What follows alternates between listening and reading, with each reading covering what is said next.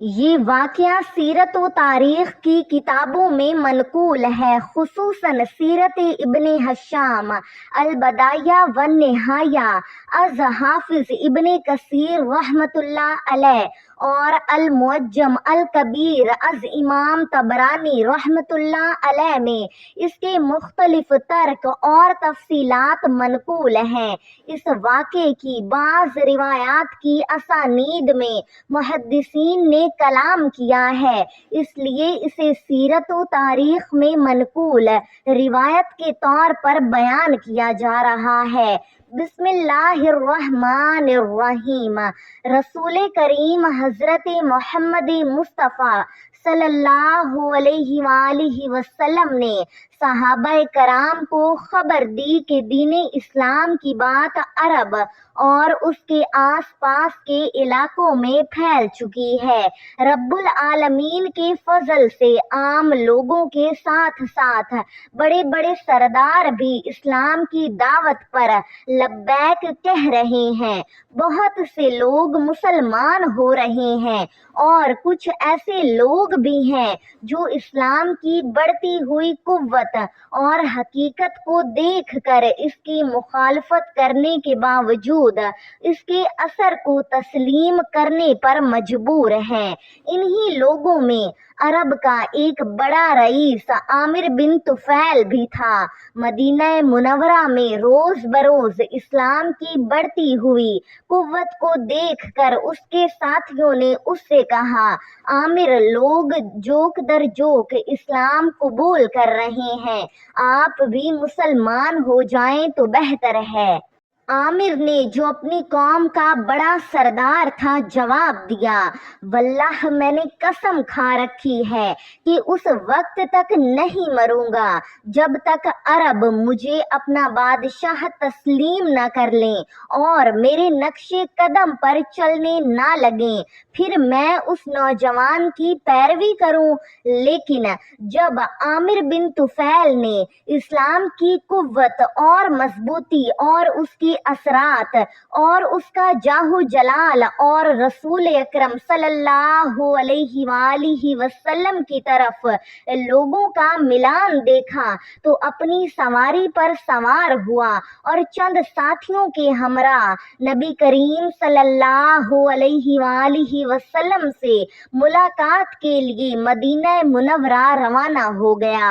مدینہ پہنچ کر وہ مسجد نبوی میں رسول اللہ صلی اللہ علیہ وآلہ وسلم کی خدمت میں حاضر ہوا اور کہنے لگا، اے محمد، میں آپ سے تنہائی میں ملنا چاہتا ہوں۔ رسول اللہ صلی اللہ علیہ وآلہ وسلم لوگوں کے درمیان کسی کو الگ لے جانے سے گریز فرماتے تھے، اس لیے آپ صلی اللہ علیہ وآلہ وسلم نے فرمایا، نہیں، اللہ کی قسم، جب تک تم اللہ پر ایمان نہ لے آؤ۔ عامر نے پھر کہا، محمد صلی اللہ علیہ وآلہ وسلم، میں آپ سے تنہائی میں ملنا چاہتا ہوں۔ آپ صلی اللہ علیہ وآلہ وسلم نے پھر انکار فرمایا۔ وہ مسلسل کہتا رہا، محمد میرے ساتھ چلیں، میں آپ سے بات کرنا چاہتا ہوں، میرے ساتھ چلیں، میں آپ سے بات کرنا چاہتا ہوں۔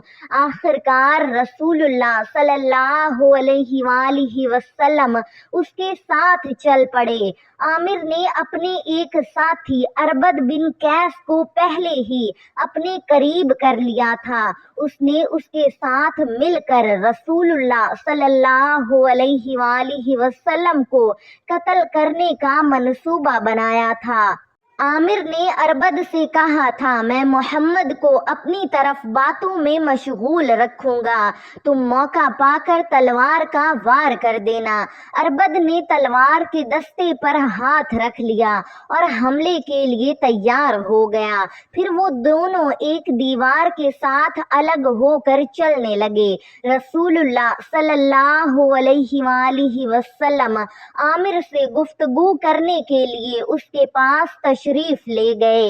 اربد کا ہاتھ بدستور تلوار کے دستے پر تھا، لیکن جیسے ہی وہ تلوار نکالنے کی کوشش کرتا اس کا ہاتھ شل ہو جاتا اور وہ تلوار نہ نکال سکتا۔ آخر کار وہ تلوار میان سے نہ نکال سکا۔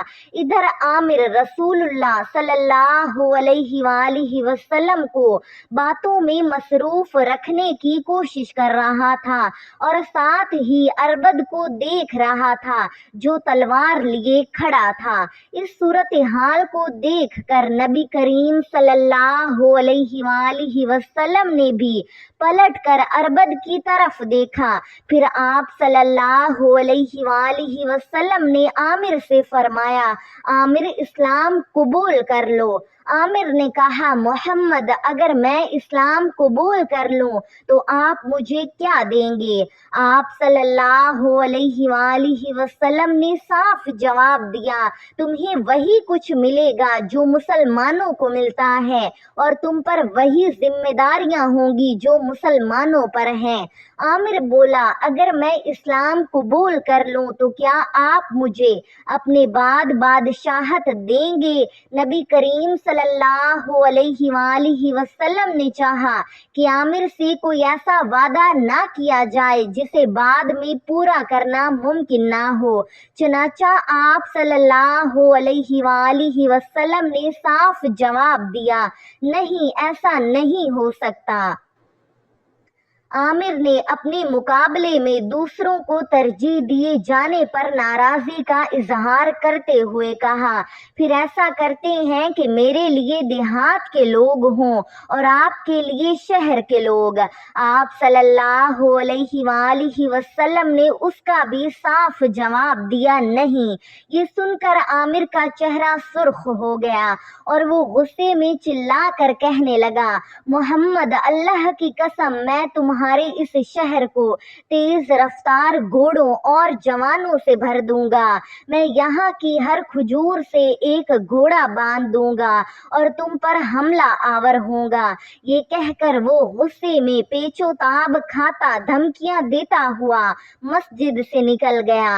رسول اللہ صلی اللہ علیہ وآلہ وسلم اسے جاتے ہوئے دیکھتے رہے۔ پھر آپ صلی اللہ علیہ وآلہ وسلم نے آسمان کی طرف نظر اٹھائی اور دعا فرمائی، اے اللہ عامر کے مقابلے میں مجھے کافی ہو جا اور اس کی قوم کو ہدایت نصیب فرما۔ عامر اپنے ساتھیوں کے ہمراہ مدینہ سے اپنی قوم کے علاقے کی طرف روانہ ہو گیا۔ اس کا ارادہ تھا کہ اپنے علاقے میں پہنچ کر ایک زبردست لشکر تیار کرے گا اور مدینہ منورہ پر چڑھائی کرے گا، مگر اللہ تعالیٰ کی شان دیکھیے کہ راستے میں عامر سلولیہ نامی ایک عورت کے ہاں ٹھہرا جو اپنی قوم سے تعلق رکھتی تھی۔ اس عورت کے بارے میں لوگ اچھی رائے نہیں رکھتے تھے۔ عامر کو سفر کی تھکن اتارنے کے لیے کوئی مناسب جگہ نہ ملی، اس لیے وہ مجبوراً اسی عورت کے گھر ٹھہرا اور وہاں آرام کرنے لگا۔ ناظرین کرام، اسی دوران عامر کی گردن پر ایک گلٹی نکل آئی۔ ایسی گلٹی عموماً اونٹ کی گردن پر ظاہر ہوتی تھی اور بعض اوقات اس کے لیے جان لیوا ثابت ہوتی تھی۔ گلٹی دیکھ کر عامر گھبرا گیا اور بہت پریشان ہوا۔ وہ کہنے لگا، ہائے افسوس، میں ایسی گلٹی اور سلولیہ عورت کے گھر میں مر رہا ہوں۔ نہ یہ موت میرے لیے عزت کی ہے اور نہ ہی ایسی جگہ مرنا میری تمنا تھی۔ عامر کی تمنا تو یہ تھی کہ وہ میدان جنگ میں سورماؤں کی تلوار سے مارا جائے، مگر اب وہ ایک ایسے گھر میں بیماری سے مر رہا تھا جسے وہ اپنے مقام و مرتبے کے خلاف سمجھتا تھا۔ وہ چیخنے لگا اور اپنے ساتھیوں سے کہا، میرا گھوڑا لاؤ۔ گھوڑا حاضر کیا گیا۔